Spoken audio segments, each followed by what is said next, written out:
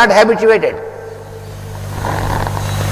మనకు అలవాటు లేకపోవడం వల్ల మనం మెలుకుని ఉండగా మన మనస్సుని, మన శరీరాన్ని, వాటిని అవసరమైనప్పుడు వాడి నిద్రపోగొట్టడం అంటే ఏమిటి మనకు తెలియదు.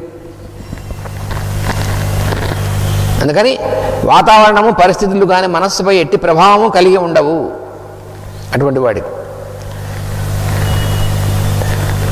తనను ప్రభావం చేయటం అనేటువంటిది ఉండదు. దీన్నే బంధములు తెగుట అంటారు. బంధములు తెగిపోవడం అంటే అదే అర్థం. అంతేగాని బంధములు తెగిపోవడం అంటే చేయాల్సిన పనులు ఎగ్గొట్టి పారిపోవడం కాదు. బంధాలు తెగొట్టుకోవడం అంటే బంధాలన్నీ తెంచుకుని, బంధం ఎక్కడ ఉంటుంది? మైండ్కి ఉంటుంది, మనస్సుకు ఉంటుంది బంధం. We are bound by the activity of our mind, but unfortunately most of the people think that they are bound by the relationships with the other persons. No, because the relationship itself is of the mind, not of the body. All the relationships what we claim, they belong to our mind only. So if you are able to direct your mind, if you are able to use your mind only according to your need, then you are not bound by all these relationships. That is the real way how to get liberated from the bondage. But liberation is not something else which you run away from all your responsibilities. A person who runs away from the responsibilities can never think of liberation. For him, liberation is also only an idea, an impression, but not an experience. It is only concept in the mind. There is a hell of a difference between experience and the concept. So liberation should not be a concept, an idea, but it should be an experience, and it is possible only by this.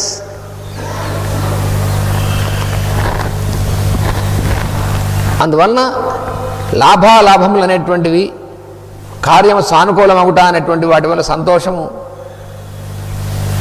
మొదలైనటువంటివి, అదే సంతోషానికి వ్యతిరేకమైనటువంటి దుఃఖము మొదలైనటువంటి ఫలితములు కలుగుతూ ఉంటాయి మనకి. ఎందుకనంటే ఈ రకమైనటువంటి రిలేషన్షిప్స్ అనేటువంటి మనస్సుకి వచ్చేటువంటి బంధం మనస్సుకి, అందుకని ఈ బంధాల వల్ల ఇవి కలుగుతాయి. అందుకని కోపతాపాదులు, ఈర్ష్య, అసూయలు కూడా కలిగి ఇతరులను సాధింపవలనటువంటి ప్రయత్నం తానే దుఃఖం అనుభవించుచుండును. దుఃఖం మనం అనుభవిస్తూ ఉంటాం. ఎందుకనంటే ఇతరుల మీద కలిగేటువంటి కోపతాపాదులు, ఈర్ష్య, అసూయాదులు అవి మన మనసులో కలుగుతాయి. అవి మనం మర్చిపోతాం. ఈ కలిగేది మన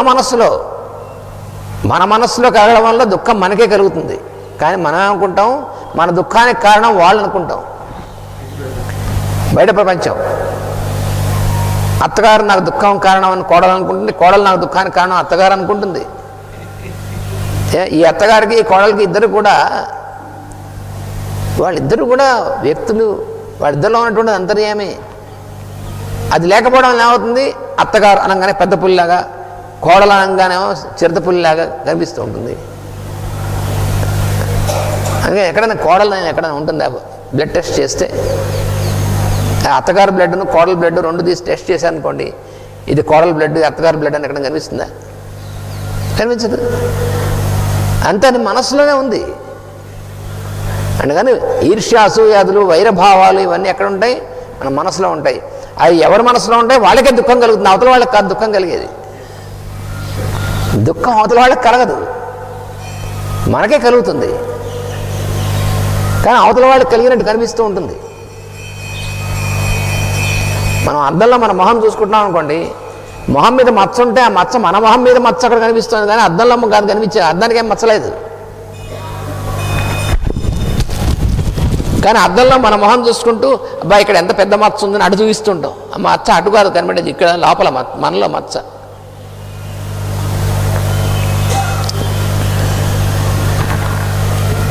అందుకని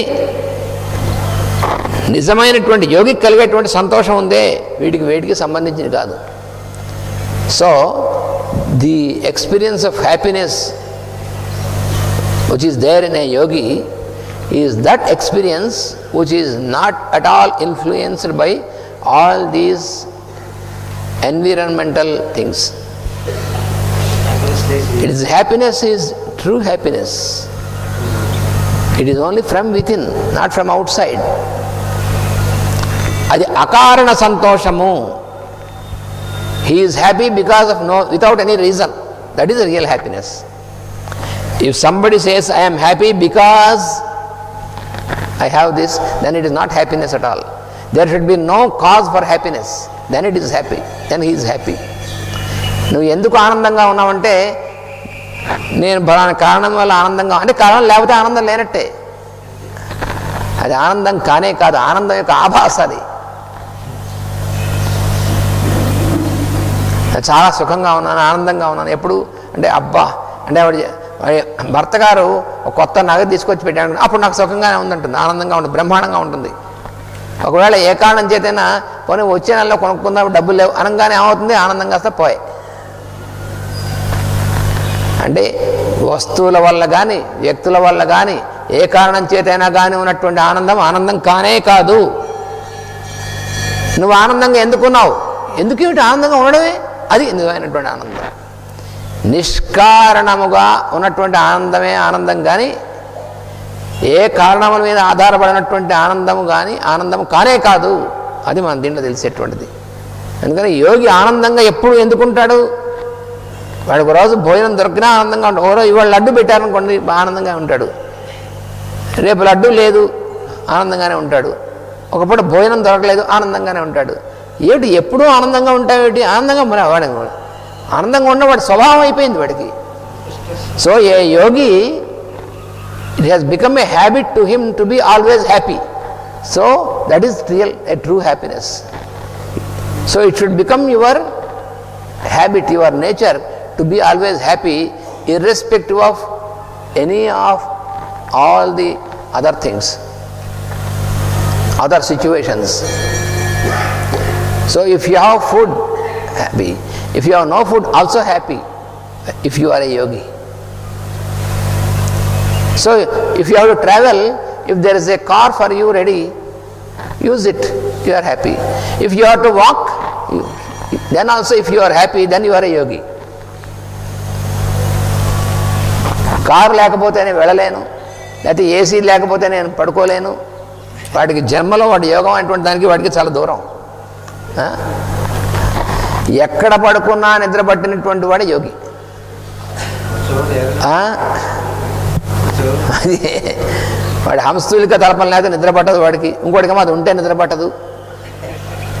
ఈ కండిషన్స్కి పట్టి ఉండేటువంటి వాడికి యోగం, ఇంకో వాడికి యోగిలా అవుతాడు, రోగి అవుతాడు. వాడు ముందు భోగి అనుకుంటాడు, తర్వాత యోగి అవుతాడు. అందుకని యోగి మాత్రం చచ్చినా కాడు. సంతుష్ట సతతం యోగి, యోగి అయినటువంటి వాడు ఎప్పుడూ సంతోషంగా ఉన్నటువంటి వాడు, వాడు యోగి అవుతాడు. కానీ అందుకని మనం యోగ సాధన ఎందుకు చేయాలంటే ఎప్పుడు ఎట్టి పరిస్థితుల్లోనూ కూడా సంతోషంగా ఉండగలిగేటువంటి స్థితి కోసమే యోగ సాధన చేయాలి, అంతే. లేకపోతే అవసరం యోగ సాధన అనేటువంటిది. అందుకని ఇహం ఈ లోకంలో కానీ దీనికి కారణభూతమైనటువంటిది అసలు లోకంలో కానీ దేంట్లో అయినా సరే మనం ఉండాలంటే ఇది మనం సాధన చేయాలి. అది మనం చెప్పినటువంటిది. ఇటు స్థితిలో అతడు చేయు పనులు ఉన్నాయి కానీ చేయదలిచిన పనులు ఉండవు. దీన్నే కర్మ సన్యాసం అంటారు. కర్మ సన్యాసం అంటే కర్మ లెగ్గొట్టడం కాదు, చేయవలసిన పనులు మాత్రమే చేస్తూ చేయదలిచిన పనులు చేయకుండా ఉండడమే కర్మ సన్యాసం. So discarding your duty is not sannyasa at all. When it is only escapism. Only when you keep doing what is to be done, what is your duty,